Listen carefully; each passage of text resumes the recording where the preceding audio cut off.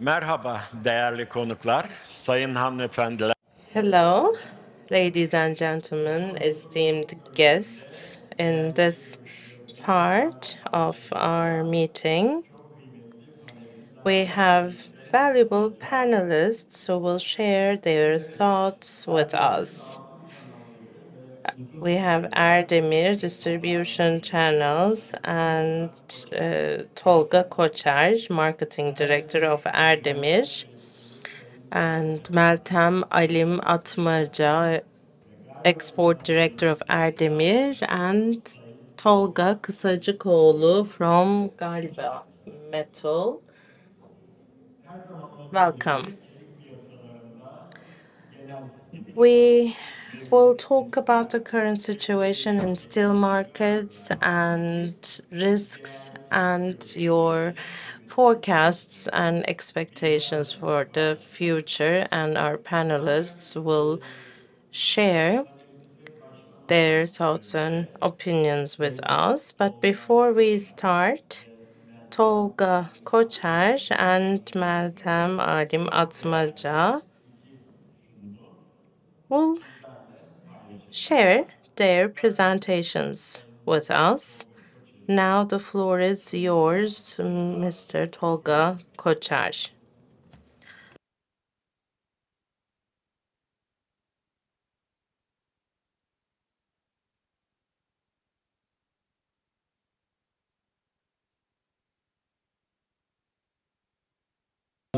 Distinguished participants, esteemed business partners, welcome. It's a great Still Orbis organization, and we're all together. We've heard this sentence many times today, and we're going through tough times in our country and globally. So, inflationist and stagnationist tendencies are ruling our world. And fighting against inflation as of the second half of 2025, we have changed our monetary policies and we've tight monetary policies. And unfortunately, we've taken some measures, and these high cost loans are limited. And by the Chamber of Industry in Istanbul, they published ISO 500 report, and there are some negative outcomes. And these, when we take away the inflation impact, the companies' performance are going down, and profitability are divided into financing factors, and the profitability is actually very low compared to last 10 years. So this puts industry production activity under pressure, and on these graphs you can see the changes of production since 2010 with there are some peaks, but this index has reached 112 in 2023, and now it is put under pressure. It's suppressed under 112. And steel industry, you can see production industry index is also going down. In the first 4 months of 2025, steel production compared to last year has been decreased by 6%, and flat steel has gone down to 106 million tons. Here you can see the correlation of production industry with flat steel production, and stagnation can be seen here from 2020 to 2025. From 2011 to 2020, it's parallel to flat steel production. And after that time, flat steel production has been different. And we've been witnessing drastic increases, and there's volatility in foreign exchange rate, the pandemic, and wars and trade balances. So these are some of the main determinants of supply. And these also changed companies' behaviors. Instead of huge amounts, they prefer buying more frequently in small amounts. And this preference affected integrated facilities and high-capacity steel companies' production. And we had to be harmonized with the market in order to meet customer expectations. We're also trying to manage this order pile, and predictions are getting difficult every day. We're revising, we're changing our projections, and for our inventory management, we're also taking some of the costs on our side. And I will not give you a lot of numbers, but there are two important ones here. One is the total steel export consumption ratio, and this was 52% for Turkey, and it's quite high. And this ratio is around 30-40% in the European Union and the US. And our protection measures have been taken in these countries, or they've been discussed. In Turkey, there's 59 million tons of steel, and our production was 37 million tons. And for capacity utilization, this is 63%. For flat steel, capacity utilization rate was 66% in 2024.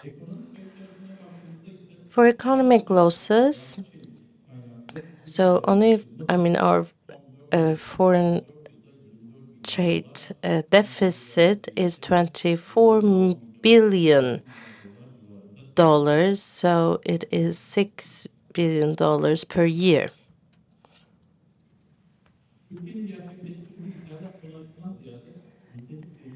There's also quality change for Turkey, and the internal domestic dynamics have changed. Instead of EU countries, we've been seeing Asian countries penetrating into our market, and Asia countries are also replacing Russian producers after the war, and the ratio is increasing, and now it has reached 60%.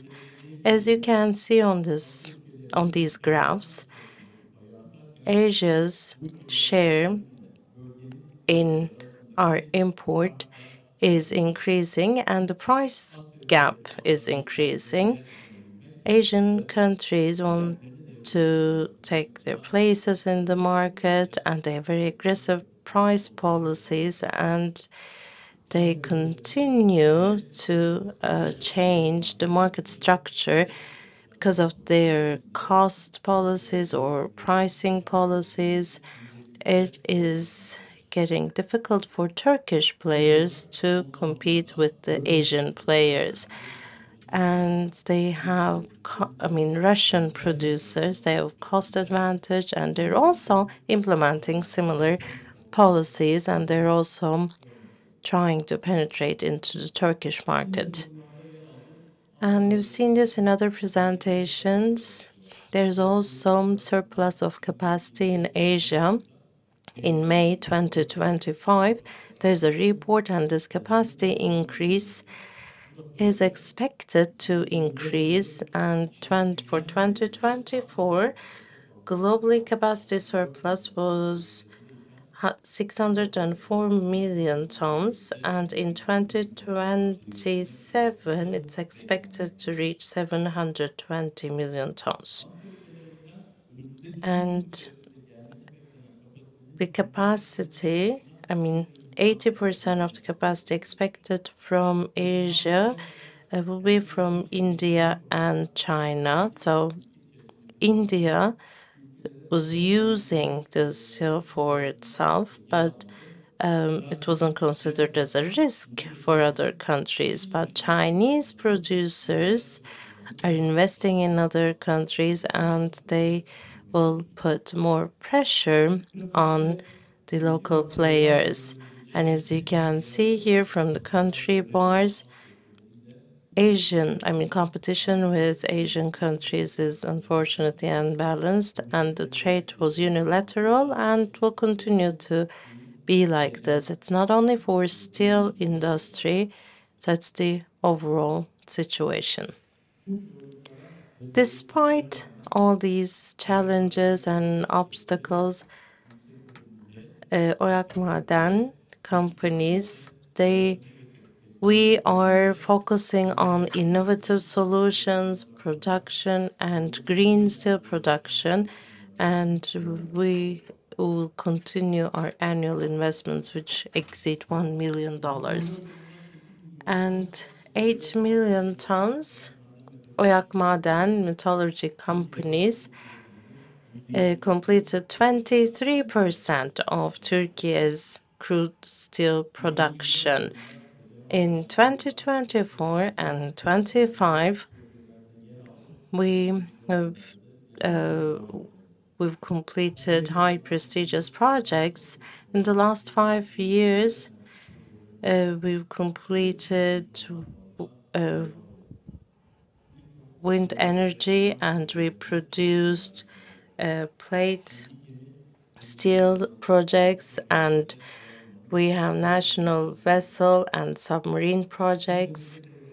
In Isdemir, for gas station project, we have important developments, and we will continue with our R&D activities, and we'll want to see you again in the upcoming projects. Thank you very much.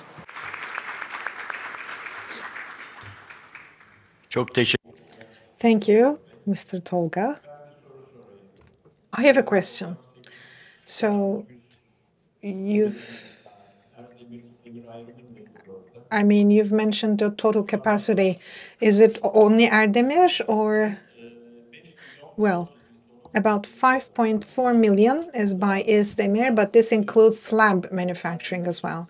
For Erdemir, we can talk about a 5 million ton capacity of rolling and 3.8 million steel production. So I should say the slabs manufactured by Isdemir is used as raw material by Erdemir. Go ahead.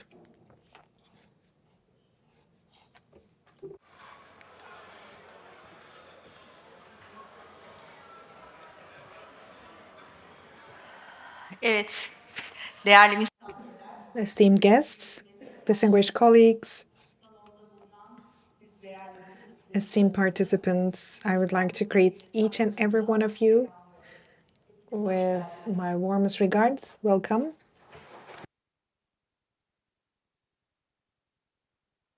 Thank you. First of all, as OYAK Mining and Metallurgy, for the past 60 years, we've been manufacturing steel with passion. We want to bring this passionately manufactured steel to new generations. So we have the responsibility of making steel sustainable. And we are very serious about this responsibility. to the industry and to the economy. So with this outlook towards steel, towards economy, I'm going to shape my talk about how we should approach the global markets and Turkey's foreign trade outlook, and how we can focus together on these developments. Okay, so let's talk about the global markets.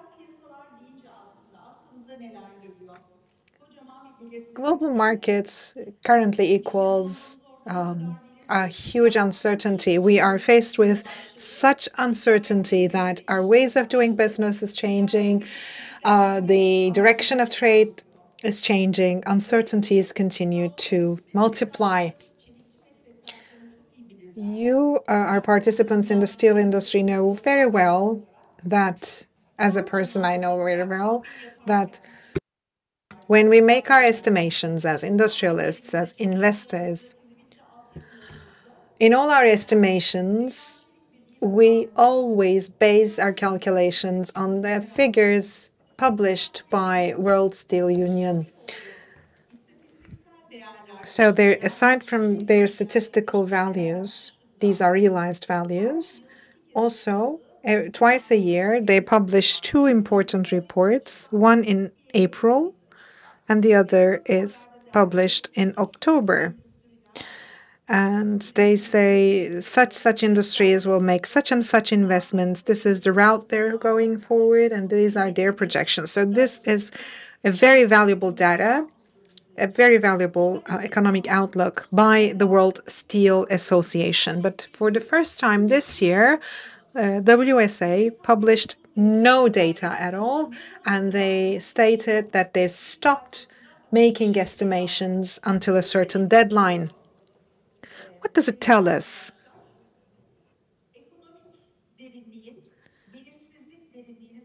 The depth of uncertainty is so severe, and that how long this will last is quite uncertain.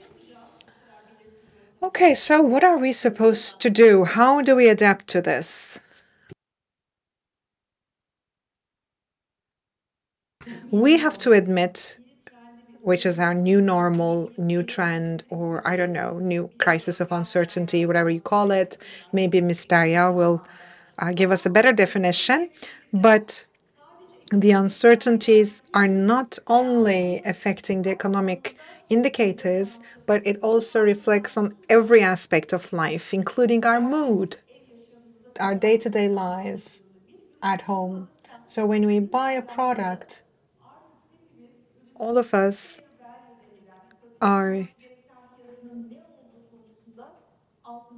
have lost our perception about what the fair market value of a given product is. I mean, we go and buy something from the market, but if we don't need it, we really don't have a clue as to whether or not that product is worth its price or how much that price should actually be. Let's take a look at how the global markets are functioning currently. The only thing we know among this uncertainty is that since the beginning of the year, there's been something going on. Every day is a new day, which is made up of decisions and statements that are contradicting one another. I'm talking about tariffs and sanctions, for example, imposed one day.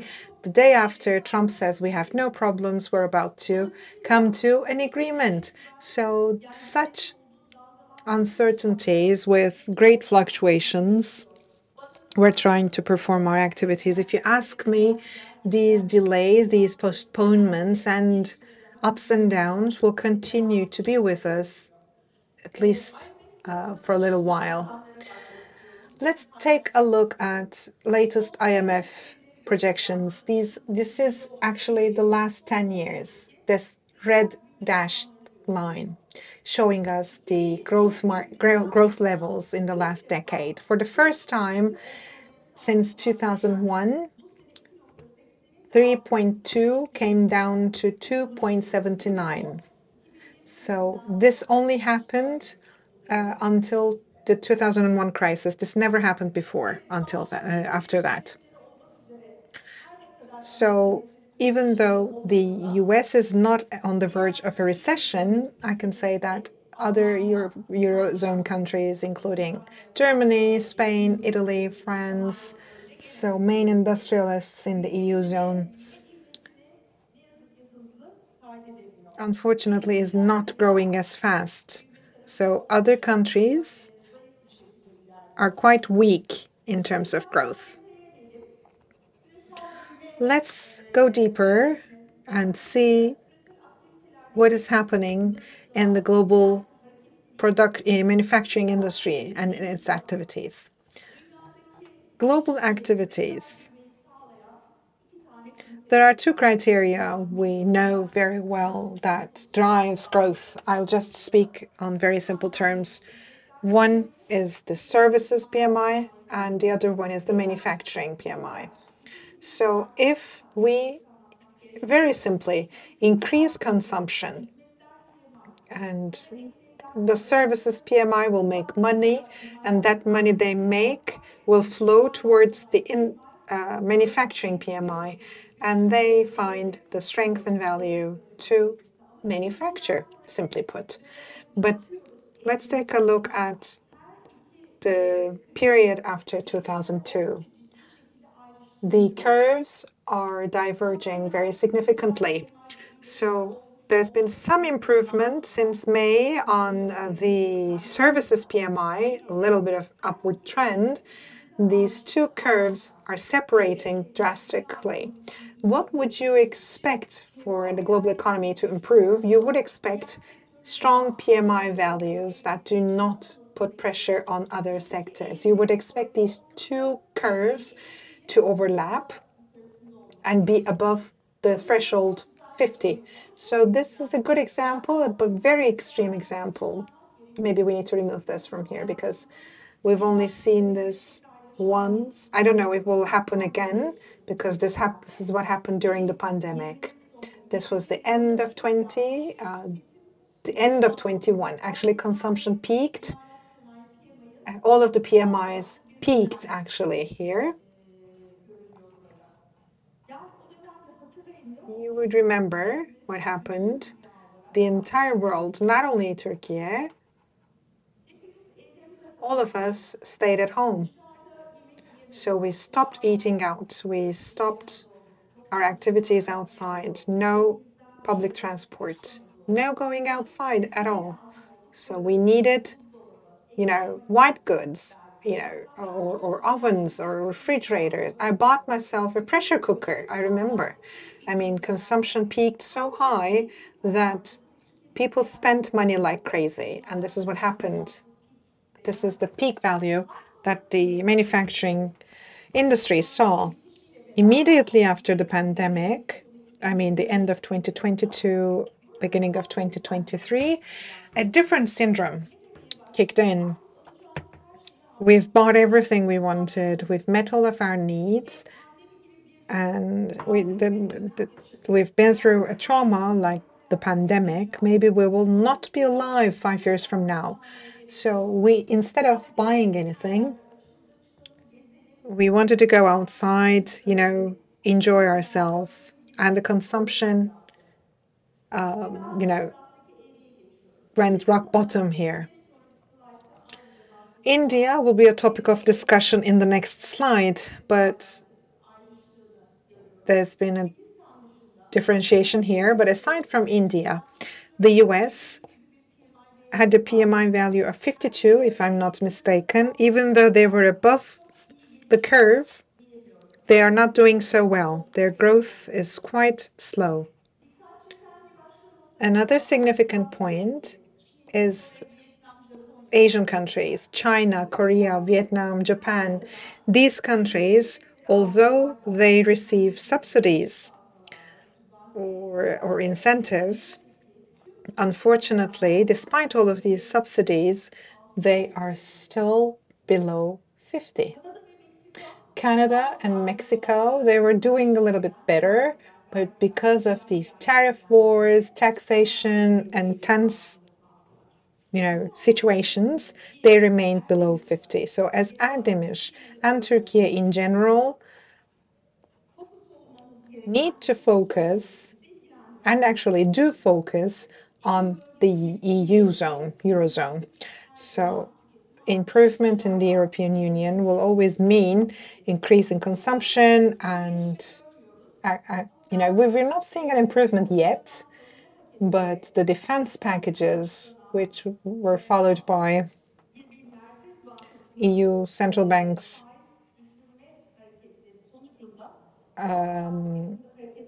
reducing the interest rates, I think these two improvements will reflect on us positively.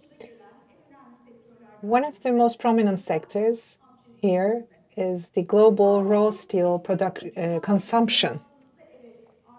The consumption is on the rise, yes, but two countries, China and India, which are exceptionally at the top here. So if you remove these from the list, aside from Asia, the remaining countries are at minus 2.6%. So there's a decrease here, which translates into a significant drop in the global consumption.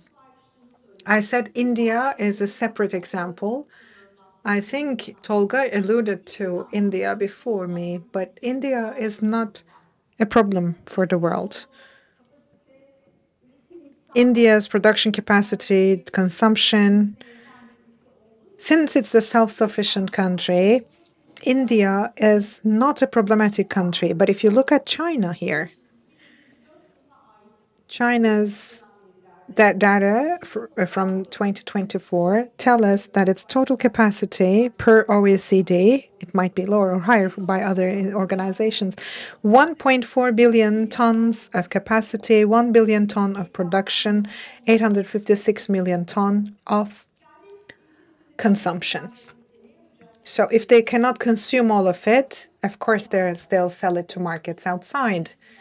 So we'll export to outer world, other countries.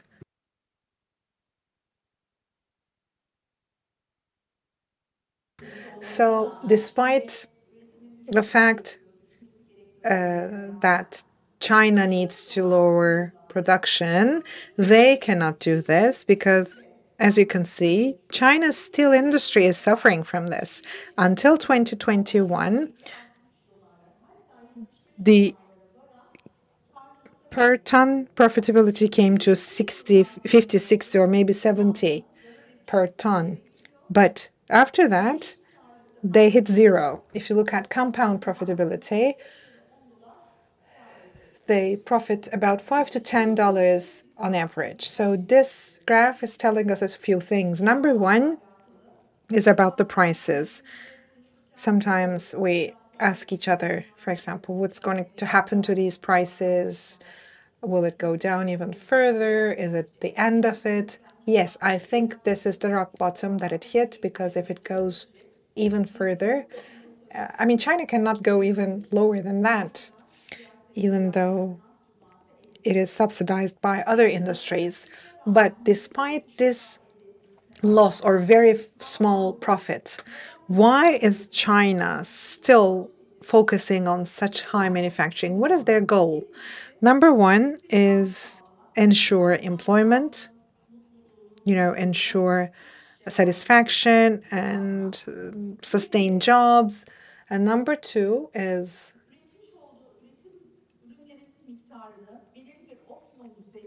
keep the production of goods at an optimal level so that they can maintain their profitability. Because integrated facilities, I'm sure there are those of you who work in an integrated facility. If you lower production, you have a significant cost. You have a significant pressure of costs in your activities. In summary, I think this is the most striking graph of my presentation. I like this very much.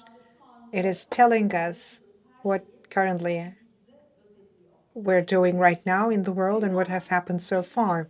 Think about it. The world has this pie, okay, for export. So the size of this pie it was the same until 2024. Yes, there were slight changes, but the share of this pie is 420, the size of this pie is 423 million tons. However, the problem is the distribution of countries. So China, because of its capacity and manufacturing, has some advantages. So they can penetrate the market at very low prices with subsidies and incentives and advantages. So its share from this pie increased to 38% from 23%. So they have a growing share. Then there's also the US and other major industrialist countries, even Turkey. I can very easily say that Turkey is very strong in the Middle East, in Africa. Not only, I mean, the markets, we've lost customers and markets just because of the price competition. So this is the main issue.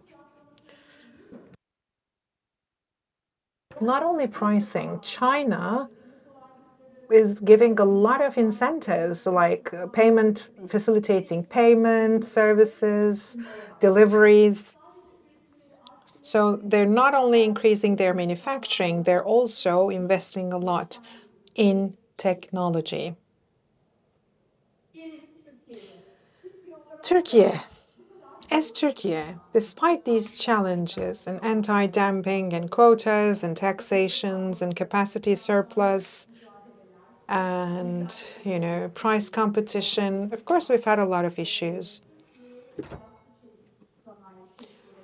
As the Turkey's flat steel industry, we've seen 5.7 million tons of export, which is, I think, quite good. Such an improvement in the export industry because it was 3.5 million tons in the previous year because the facilities were affected by the earthquake, leading to lower tons. This 5.7 million tons of exports from this pie, as OYAK, we cover 20% of this. Not only for hot rolled products, OYAK is covering 30% of the exports in the hot rolled products. Yes, we've been through a lot of challenges. For example, a lot of taxations, tariffs, capacities, exemptions. But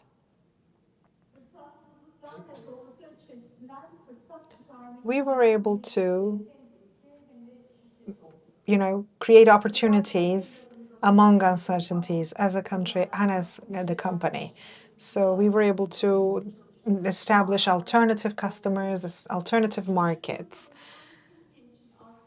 The fact that the quota increased for Turkey for the hot rolled products has been a great advantage for the players in Turkey.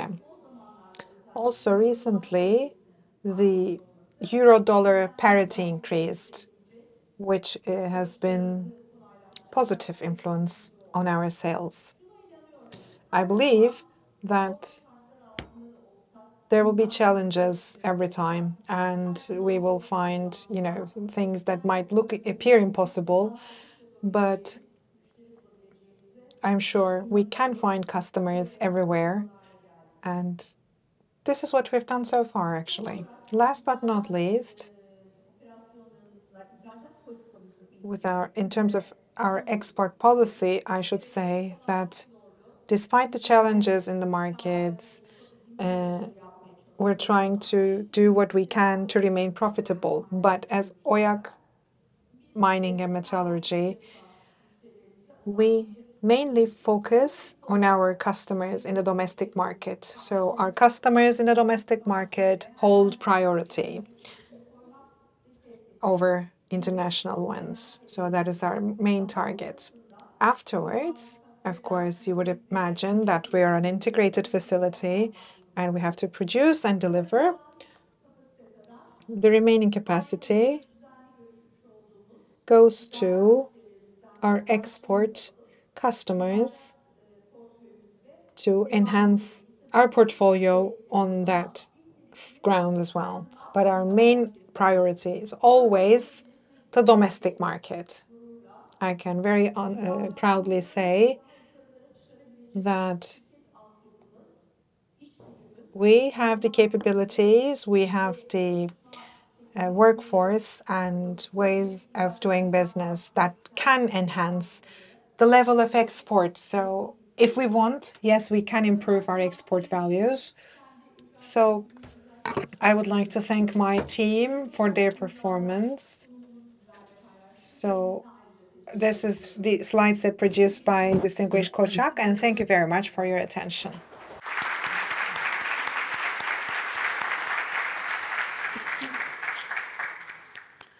Çok teşekkürler. Thank you very much, Meltem Hanım, for this great presentation. Did you say we're getting used to the prices? No, or something like that, if I wasn't mistaken. Recently, 2 weeks ago, I went to the market to buy cherries, and the price was 300 liras. I said, it's not possible. 1 week later, I went to Kadıköy, a little grocery, and it's 500 liras. And I said, I wish I had bought the other one. We as people, we get used to everything. We're talking about China. When we talk about steel industry, we always talk about China. China was buying from us in 2005, and we would check export opportunities in China. And forgive me for saying that, but we would say that's a great opportunity because of price difference. We would sell to them, and China wasn't producing much, and Chinese production was small. But then it started to produce. Now you said 60% of steel production is in China. I don't know. The world is changing so fast. That's why I gave this example. Thank you very much, Tolga Bey and Meltem Hanım, for these great presentations. And now we will talk about the industry. We will talk about the sector. Tolga Bey will share his insights and forecasts. As you know, in recent years in Turkey, with investments in flat steel products and with free trade, we've witnessed very fast changes in steel industry, and that also changed our ways of doing business. But we don't know if we will go back to our old methods. Now, in our panel, we will talk about these recent changes. Tolga Bey, as Galva Metal, you have a great place in the sector, and I believe your 2025 activities are in line with your targets. My question, in steel sheet supply, what's the difference from the past? Because there's instability in steel prices. Did this cause any changes in your contracts? So do you think this low-cost trades and exports are, I mean, there are some claims and there are investigations on this low-cost trade contracts. So are they real? I mean, it's a fact that we're going through tough times, and economically we have many problems. So in the first quarter, 51% of companies quoted, they announced loss. So even in companies without interest, they they also shared that they've lost money, and there are some basic structural problems because there's capacity surplus, and the prices are suppressed. And last year, the iron and steel prices went down 10%, and dollar to Turkish lira increased by 10%. So annual inflation is 8%. I don't know if there's anyone from TÜİK, but they have to make the inflation calculations based on these. Many of the companies here, they're here, and I think we have to congratulate these companies because your product's price increased by 8%, but real inflation, I don't know, maybe 50, 60, 70%, and your product's price only increased by 8%. So the main reason is capacity surplus.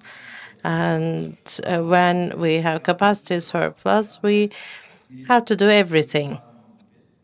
So that's like a death cycle, especially for SMEs. Uh, it's like a dead end. And capacity for galvanized metals and for steel and for iron, this capacity continues to increase. So we don't know where it will end. Import. For import, we have two perspectives. I mean, the one is for end users having access to cheap steel sheet, but the other side is producers. So both perspectives are right. So I'm not taking any sides here. But it's not written in stone because the people who are ruling the country, the governments can make these changes. And for industrialists, maybe will increase the measures when this industry is broken. It takes very long to repair it. So we have to protect them, but end users are also very valuable. So it's a little fine tuning, and they have to do this. And what will happen next? So there are two solutions. We will come to that. Thank you. Thank you, Tolga Bey. We will continue with Tolga Koçer. So I will ask you to give very short answers. Prices. And in these times where prices are very volatile, for sectors who want long-term prices, what do you think would be the most reasonable method? Like automotive sector. So the prices are not very volatile recently. As steel producers, we've had more volatile and uncertain times, and our country had long-term contracts with these industries. And the main problem here is uncertainty. So reasonable pricing, some pricing policy which might seem reasonable now might not be reasonable in a short time. So we need mutual respect for our customers, and we base this on negotiation. And it's a great answer. But in practice, there are always some problems. When prices go up,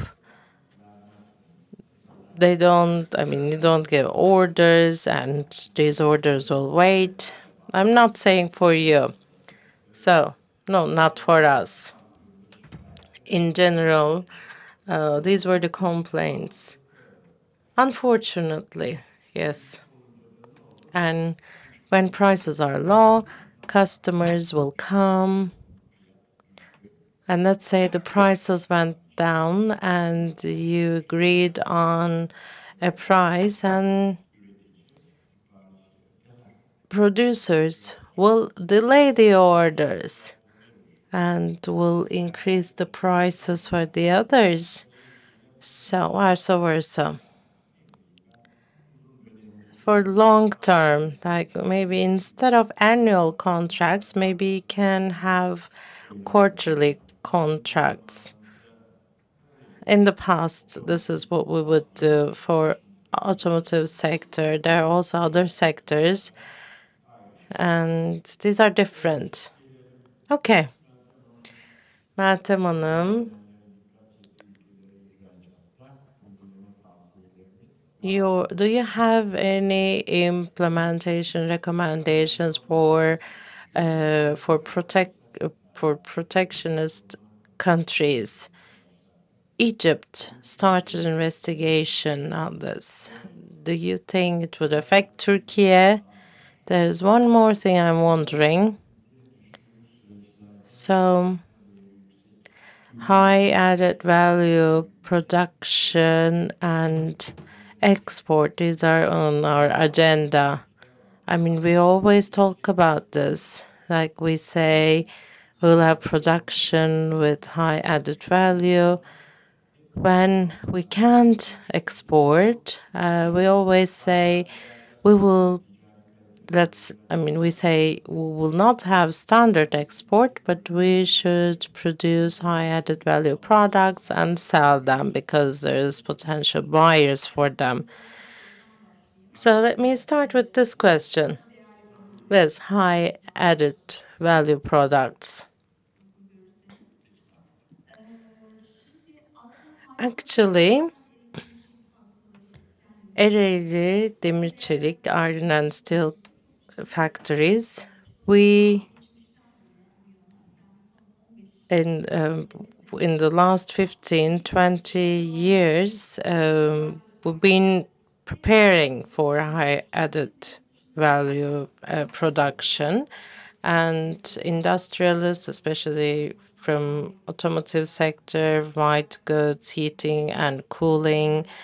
So these industries usually prefer high strength products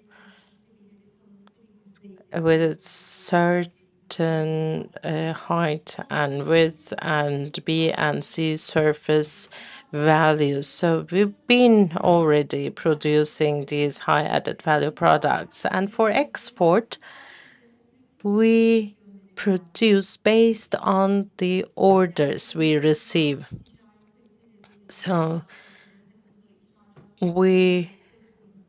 our policy is not to sell what we have. We plan our production. So when there's demand for high added value products, we produce and export these products. The other question was about Egypt and protectionist policies. It's not actually only for Egypt because it applies to all countries. All countries are going from globalization to localization, and it's very natural for them to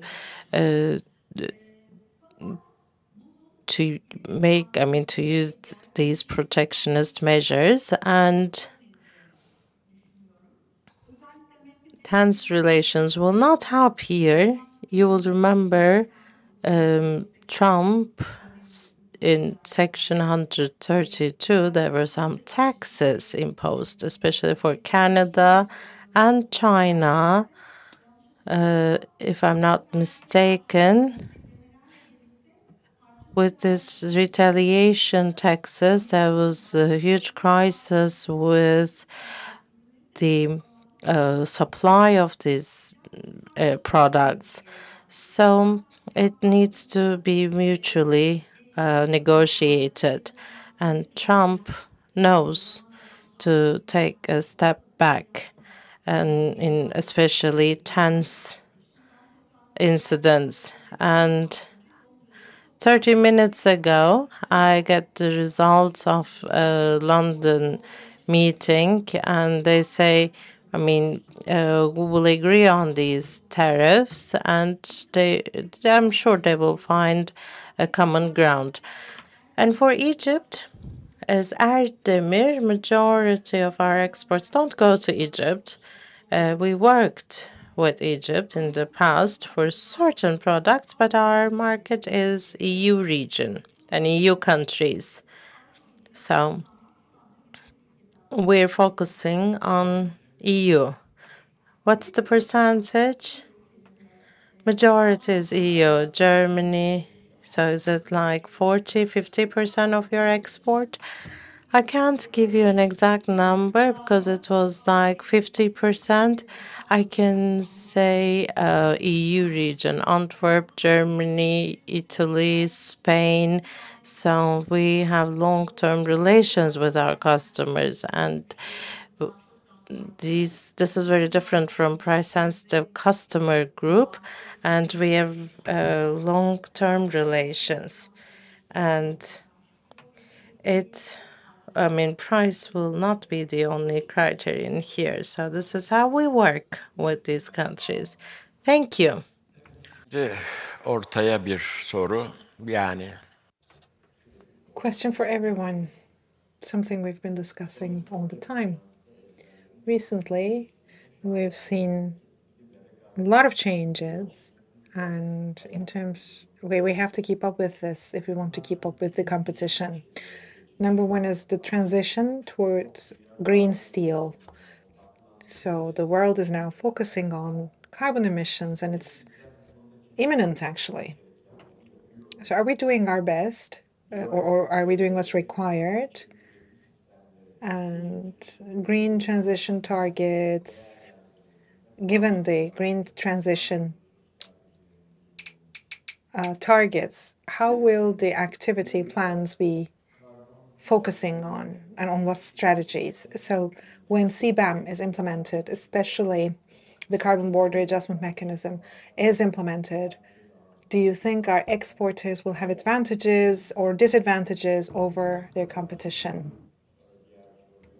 Tolga, let's start with you, and then we'll go from there. One of the toughest questions for the steel industry, because about CBAM, there is huge uncertainty prevailing. It is expected to be implemented within 2026. However, it is believed that it will be postponed to 2027 and beyond, maybe, for the certification and whatnot. The steel industry in Turkey is actually preparing for this. As Erdemir, we have established a roadmap last year, and based on this roadmap, we plan to decrease our emissions by 25%, and by 2040, we want to decrease it by 40%, and by 2050, we aim to reach net zero targets. We have parallel investment projects for these. I mean, a couple of days ago, we have launched a pyrolysis facility.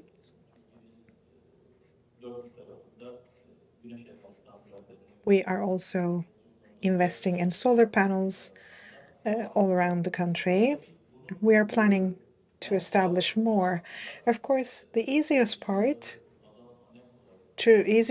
way to reduce emissions is to I mean, decrease emissions compared to integrated facilities. However, both as Mr. Selim and other participants mentioned, on the scrap side, there will be a severe war actually among players. I've joined a conference about 2 years ago in Dubai. Back in the day, we didn't have a roadmap published actually. The world, the arc furnace,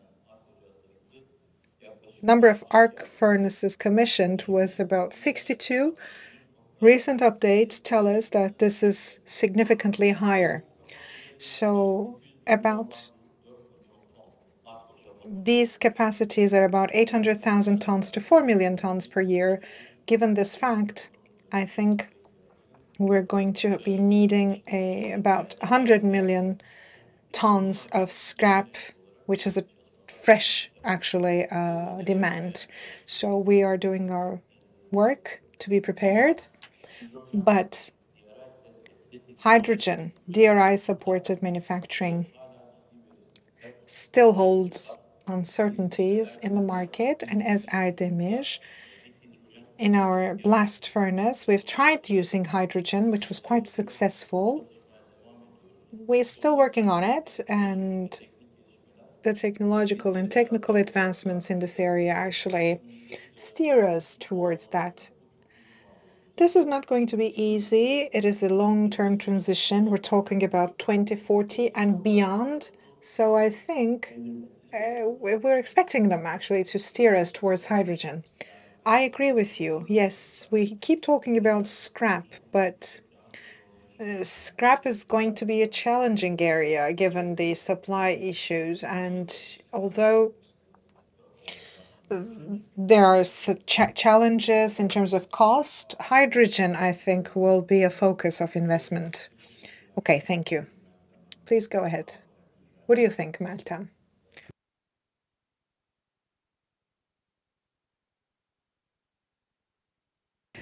So we, as Tolga mentioned, we're doing our work. We have a net zero roadmap that we share with our customers, and we also fulfill the requested forms by our customers. We have to actually, because we have to preserve local steel. We believe domestic production is incredibly important.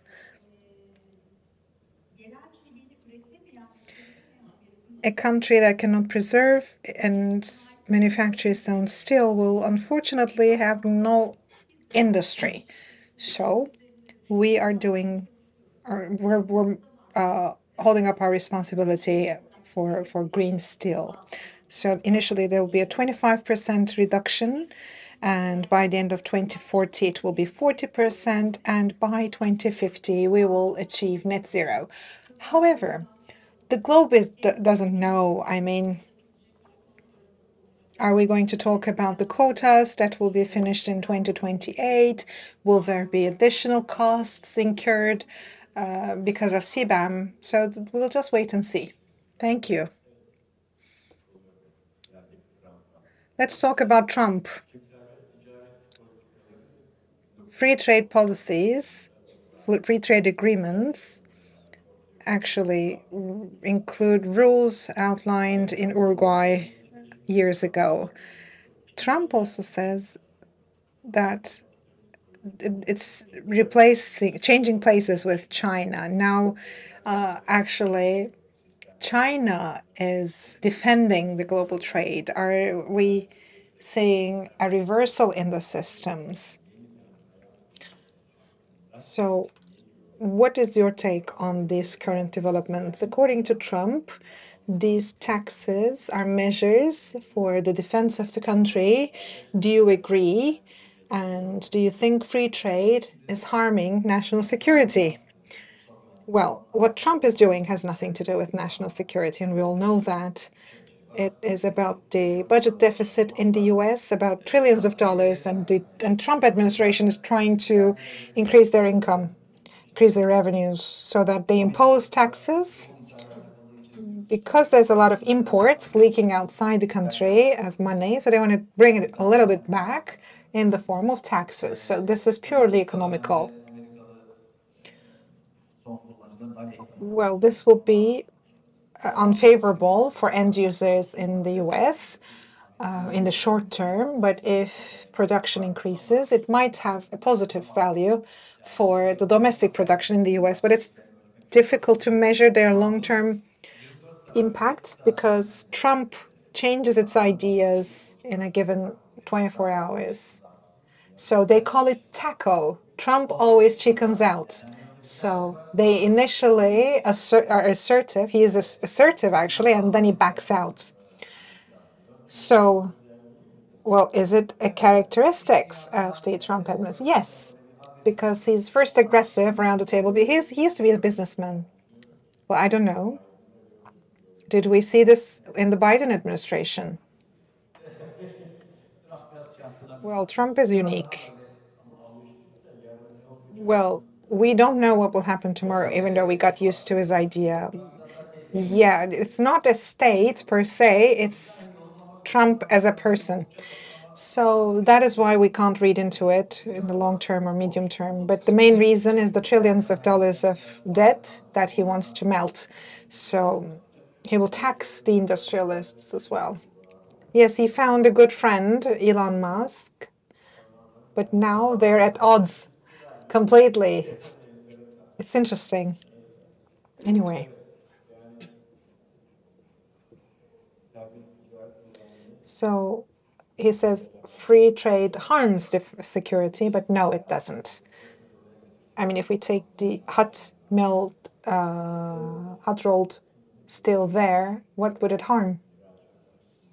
What do you think about the developments in the US? How do you think it will affect us? Do you think it will be a problem to us? For example, Section 232. We were happy when we first heard 25% that it equalized, but now it's 50%. Do you think it's manageable? Yes, we had a short burst of happiness, but this is not a problem of the US alone. Because of the Chinese capacity and aggressive pricing, this is harming everyone.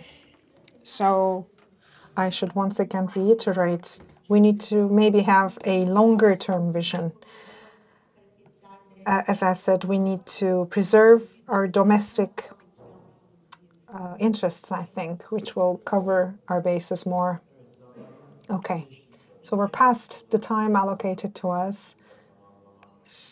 I'm going to conclude the session here, and in the last part, we will hear in greater detail what will happen to the economy.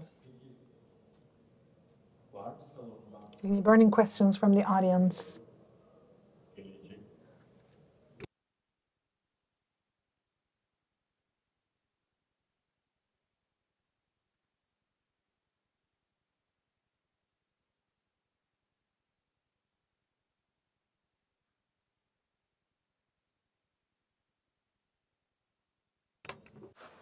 Ses gelmiyor. Ses gelmiyor.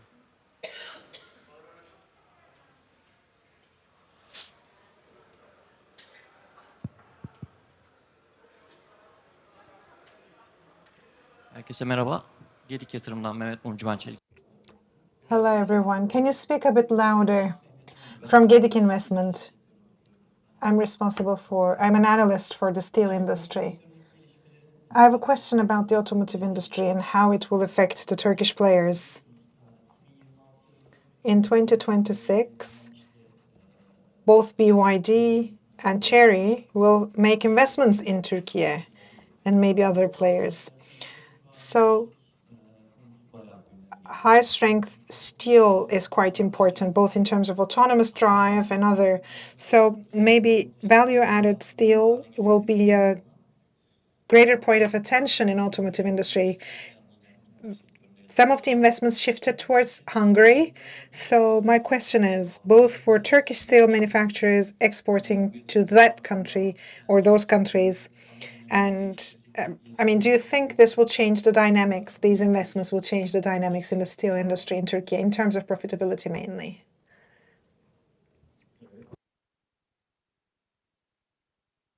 Okay, I'll take this on if you allow me. In terms of the automotive industry, the Chinese companies, you're right, will be making further investments in Turkey, which are quite significant. However, the important point here is how the ratio of locality actually of manufacturing. So we've had some meetings with these companies, and the companies mentioned the use of local steel to a certain extent. Of course, for the automotive industry, it's going to be challenging, but we have a study about this. Actually, we have a plan for this. At Iskenderun facility, we have commissioned a facility of gas removal under vacuum, which will help us in ways we were unable to achieve in the auto industry. And our R&D activities are ongoing, and we're constantly sharing these developments with automotive industry players. It's challenging for local manufacturers, but over time,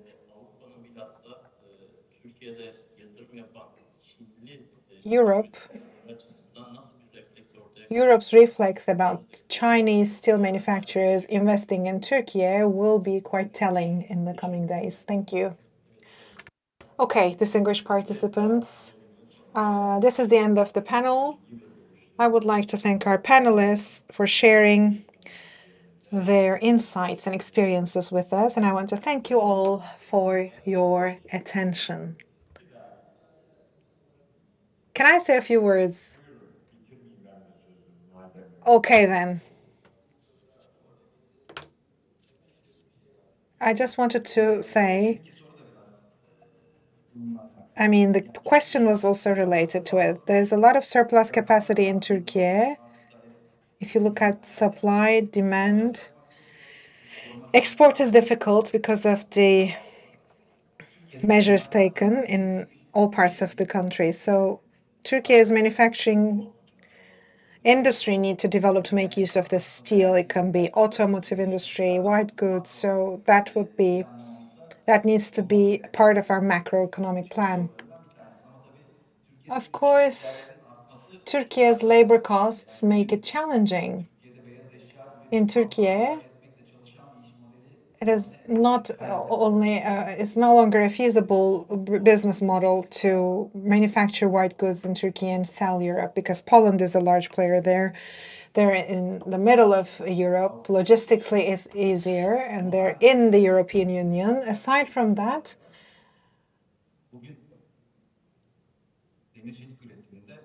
today, in iron and steel industry, capacity utilization is at 55-60%. It needs to be above 70. But in our industry, the capacity utilization is 25-30%. So we know that demand is not going to increase drastically, because in Turkey, fertility is, reproductive rate is 1.38 or something. So we will pretty much converge with countries like Japan or Germany, which will lead to lower utilization of cars or many other things. Well, peace in the Ukraine might be a positive improvement. Interest rates coming down can help, but we have to generate demand domestically, actually. But it doesn't appear to be going that direction. So we have to consolidate and remove all the unproductive elements. Maybe instead of keeping at 30% capacity, we have to merge and improve our capacities. So unfortunately, it is a cultural problem in Turkey. How do we converge so we know that brothers are fighting, everybody is fighting, we have zero confidence in law. I mean, we see a lot more mergers, partnerships, strategic partnerships in European countries, but we refrain from that. So I would like to urge everyone to join forces, to partner up, to improve productivity. And I mean, I'm personally invested in this. There are a couple of companies that we discuss with. Instead of suffering separately, we have to achieve productivity together. Otherwise, this will not be sustainable for any of us. Yes. So should we say consolidation? Yes, it's one of the solutions. I believe it's an area that I can do something in. We have to revitalize the manufacturing industry, but that has to do with macroeconomic policies. So either machinery, equipment, etc., because they are final products and preventive measures cannot work there because of the regulations in the global trade. So it's a bit difficult for them to implement these measures in final goods. But yeah, two solutions, I think. Thank you very much. Thank you for this panel. And I'd like to thank our participants once again for your kind attention and hope to see you again in the next Market Talks program. Thank you.